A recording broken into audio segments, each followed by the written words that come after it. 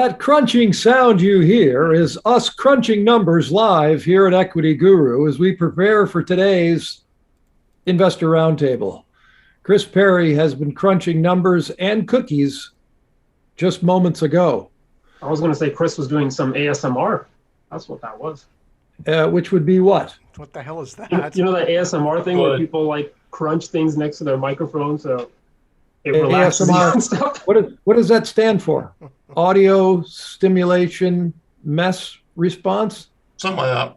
It's basically hot girls whispering into microphones and then putting their tongue all over it for people who close their eyes and get into that kind of thing. I have the OnlyFans account. So. I see, said the blind man. I'm Rob down here in the basement making moonshine and NFTs. Is Galen? Yep. What's more fun? I'm going to say the moonshine. Yeah. Far corner is Vishal, and straight upstairs in the penthouse is the guru himself, Chris Perry, who's going to start us off today talking about Ben Lightburn's company. It's not entirely Ben's company. He is the CEO, however, based in Vancouver, of Filament Health, which is FH on the NEO exchange. Take it away, CP. So, you know how that whole mushroom psychedelics industry is a piece of shit that investors are being dragged through by the ankles and is leaving, marks on their pretty faces? The stuff that you actually want to be doing, the stuff that you legally can do and make money doing, Filament Health's doing it. And I say that with some element of like exclamation point at the end of the sentence. Kind of sounds like an Australian woman talking. Are you going to go to the bar later? Well, it's just hard for you to get too jacked up because you're eating a cookie. Well, yeah, and I'm like, unfortunately, it's not notable. So psychedelics business is to paraphrase Hunter Thompson, a long, stanky corridor of grifters and madmen.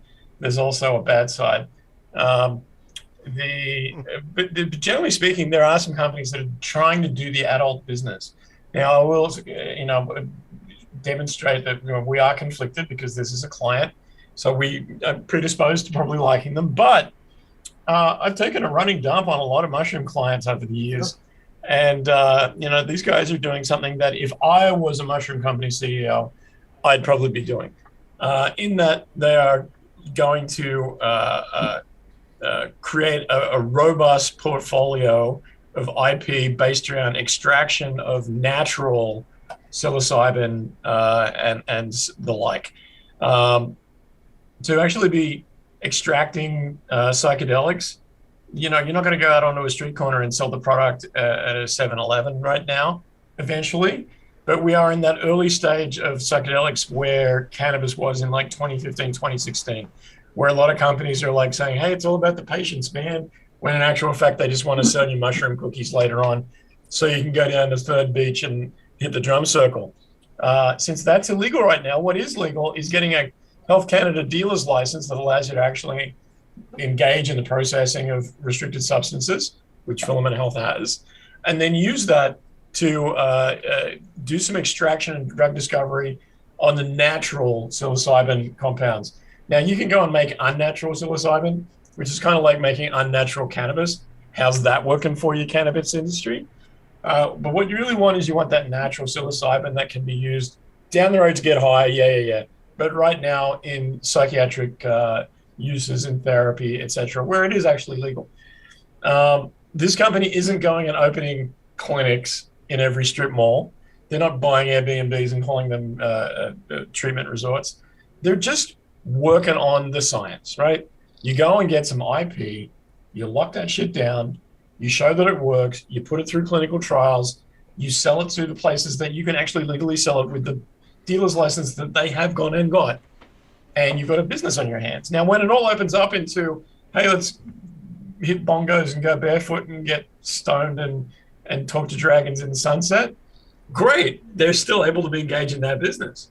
But for the short term, where you actually want to keep the lights on, they're doing a little work. Now, if I break into their news flow, you can see that they've got this PX010 trial that they've been engaging in a psilocin trial. Look, basically, the news flow is strong. They've got trials going on with PX010. The important thing for me is if I look at their cash position, June 30 was 7.8 million, September 30, 6.4. I'm going to assume around January it was probably 5.2. If you're going at that rate, they've got a year to go as they are currently before they have to go and get money from anybody to keep the lights on. A lot can happen in a year. And although, all the companies on the psychedelic front have been hit, for me, as long as weren't there like 6 months ago, watching your money go from 40 cents down to 16 cents, this looks like an interesting place to start a position. Okay. I wouldn't worry about the 45 seconds that you misspoke, because my toupee is really bad. We'll just put an emoji over it. We need to fix that. All right, go ahead, Galen. I like Filament. It's unique in the sector, and the fact that, as Chris was mentioning, it's a natural extraction. But they're also collecting IP in the terms of how they're extracting and how they're purifying, and more importantly, how they're delivering said drug compound. What is not necessarily widely known is that psychedelics don't have a very high bioavailability. It's just a natural problem with them. What Filament Health is working to do is to actually increase that bioavailability so you can get a smarter and more accurate dosage going right where you need it, which is pretty phenomenal. Now, the whole idea behind the natural extraction for this company is that they want to capitalize on something called the Entourage Effect. You may have heard that with cannabis, with the terpenes and all that other types of things, where they say that there's a cumulative effect of all the compounds, not just the THC, but all the stuff together, that it provides some sort of effect on you. And that's the same philosophy that goes towards this. I'd like it, although I have to say that I also like the other viewpoint that just says this is about neuroinflammation, and let's just deal with that. So I guess at this point, there's a lot of ambiguity in the sector. Mm-hmm. Not a lot is known yet about the effect of psychedelics upon the human psyche in terms of what actually does the job. Some feel that it is everything, including the psychotherapy, that without it, you can't do what you need to do. Some people feel that if you do most of the drugs and just trying to do some inner work yourself, you're fine. So the work is still being established. And unfortunately, like cannabis, much of that work is anecdotal and really has to go through the clinical trials. Unlike cannabis, psychedelics is actually going through those clinical trials and actually have specific conditions that they can treat with specific responses. Much of what the cannabis world did early in its medical days, and still does, goes, well, I heard it helps with glaucoma. And, there are some studies that indicate that it does improve that condition, but there's not a lot in the way of clinical trials to actually prove that point. And actually getting down to the point what physical compound within the THC collection you get from using pot actually does the job. So I like the fact that psychedelics is going the extra mile in terms of what it does medically. I think that will help tremendously in legitimizing the product, and it will actually help a lot of people suffering from mental illness, i.e. depression, also neurological conditions such as Alzheimer's disease, Parkinson's. It's a tremendous step forward. Filament, the best way I can say it is that it's doing it naturally and doing it in a clinical fashion. And it's moving forward at a cheap rate in the sense that it's not overexposed itself. It's not said that it's worth more than it is. There's a lot of companies out there in the psychedelic space that are billions of dollars of market cap, but are trying to service a segment of the market that doesn't even compensate for their market cap. So it's Filament is in a great spot. There is risk. It is the pharmacological industry. You have to wait for all this stuff to come through for it to prove through. But there's a large growth potential with this company that you could have a great ride with. And that's my viewpoint on it. All right, let's turn to the charts for the FH symbol, FH, on the NEO exchange, Filament Health.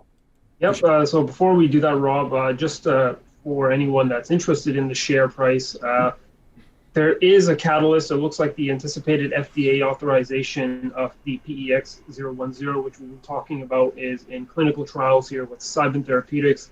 And not just in clinical, phase 2, which is actually a pretty big step. Yeah, phase 2. So Filament is expecting an FDA authorization of that product, or that, in Q1 of this year. So basically this month or the next. So that's an upcoming catalyst to look at. And the charts of some of the psychedelics here, we did talk about. It reflects the sector. Yeah, exactly. So as Galen said, it reflects the sector, and that's why I have here, of course, our favorite ETFs that you guys have heard me talk a lot about is the PSYK ETF and the PSIL ETF. And I think it was just a few weeks ago, Galen, you and I, and actually no, Chris was there as well, but we were talking about a potential bottoming pattern because of where we were with the psychedelics charts. And if you guys remember, I was looking for that breakout, and actually I drew it out here. It's still there for PSYK. So we're watching for that breakout, and hopefully we were expecting to see a pullback before getting out and continuing a new uptrend in the psychedelic space. But as you guys can see, that breakout has still not happened in like 6 trading days here, or 7 trading days. Looks like it wants to.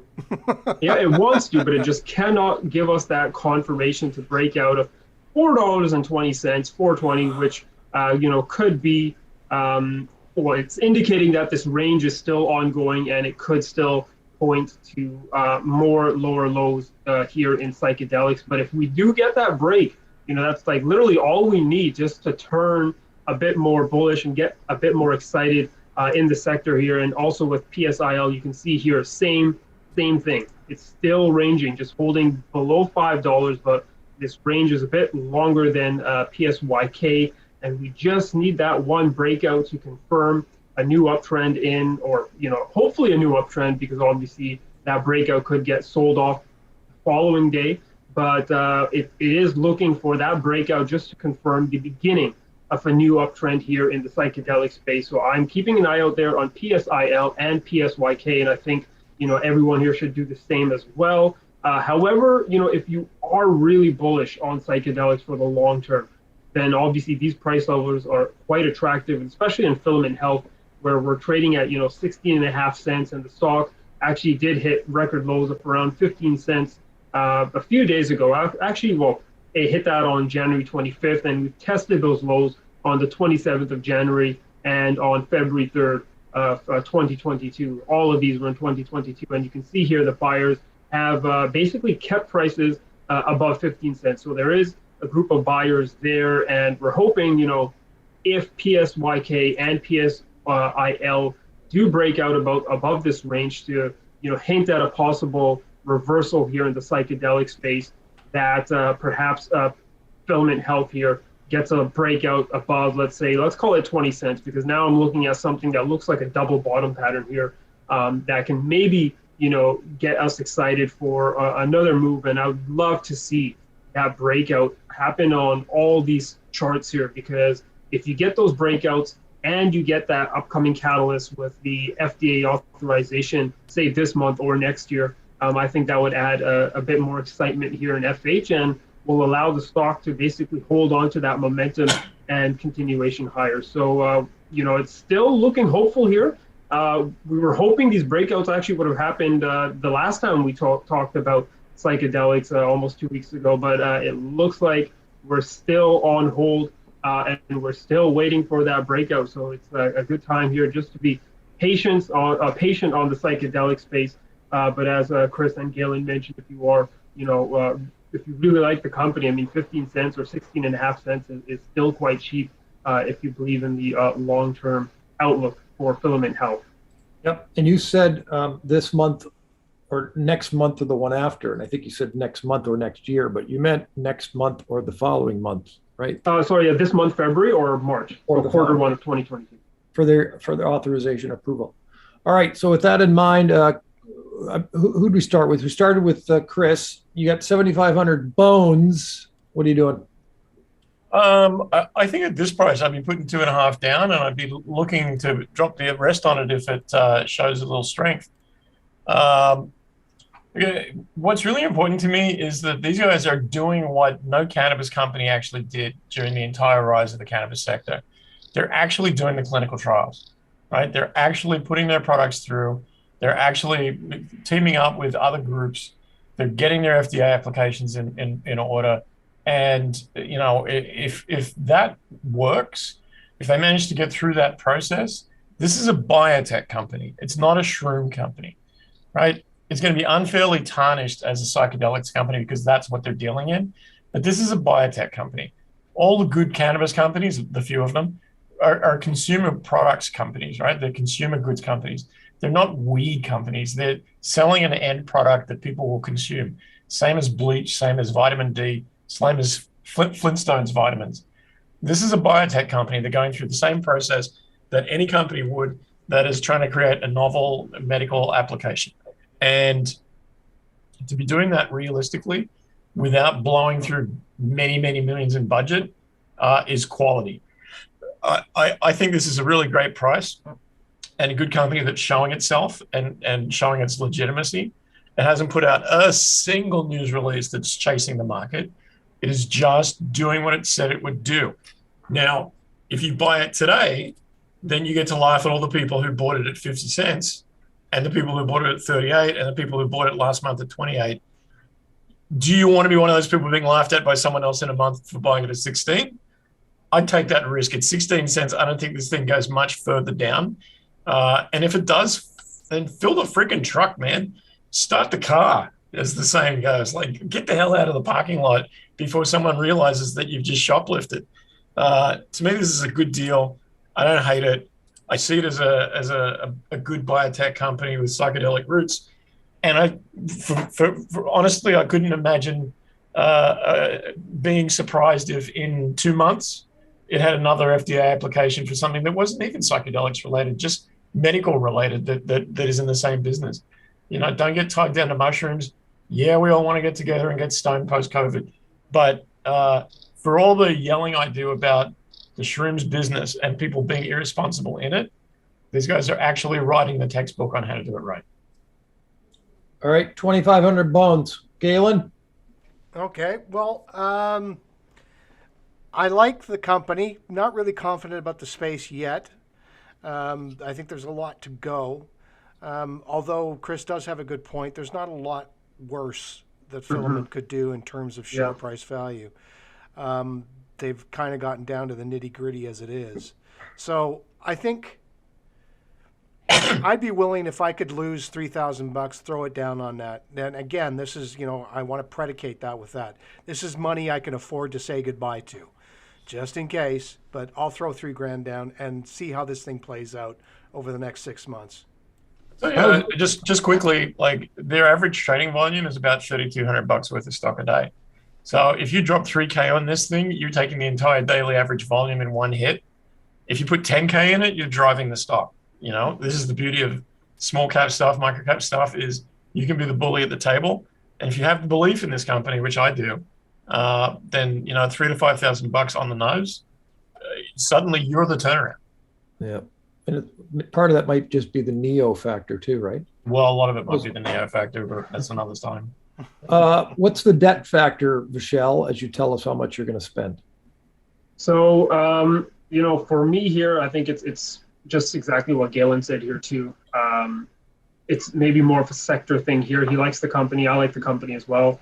Obviously, Chris is a fan here.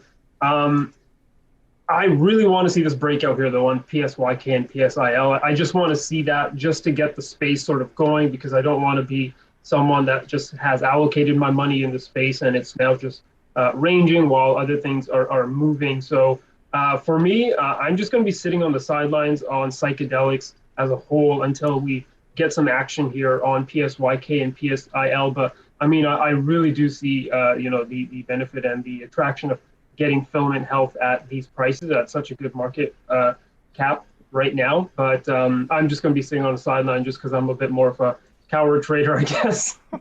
You know what my problem with the PSYK is? It's the same problem I have with most ETFs, is that for me, and I've said this a million times, so sorry if you've heard it before, but ETFs are a gift basket of stocks. Some are good, some are bad. A lot of them are past the use by date. You get the whole thing whether you want it or not. I'd much rather pick and choose my targets, especially in a sector that's so full of dog shit. Yeah. If I'm going to buy an ETX for the psychedelics or wait until the ETF for the psychedelics is on the rise, I'm waiting for all the dog shit stocks to climb. And I think this one should outperform them based on just what it's doing and how it's doing it. All right, so we got a little bit of money going in and no money going in from Chart Boy, but that's all right. And we can tell folks that we would like you to do your own homework, your own research on the FH at the NEO Exchange. That would be Filament Health out of Vancouver, British Columbia. It is Ben Lightburn, who, by the way, you can read about and you can watch his conversation with Jody Vance right around us on the Equity.Guru site. All fresh material as you see this today. And we cannot guarantee past performance will turn into future results of any sort, nor what we tell you. In fact, Michelle might be dead wrong. He might be weeping when you are collecting your cash. Vishal's often weeping. We sometimes we turn on his camera without him knowing it, and he's just sitting there. He's sitting there. What am I doing? No, you guys are the psychedelic experts. Gold, what? You guys know the space better than me. So if Chris is, putting his, cash in here, I think you should definitely be paying attention. Think about it. All right. Well, we can't guarantee it. Do your own homework, people, and we'll see you on the very next Equity Guru Investor Roundtable. Ching.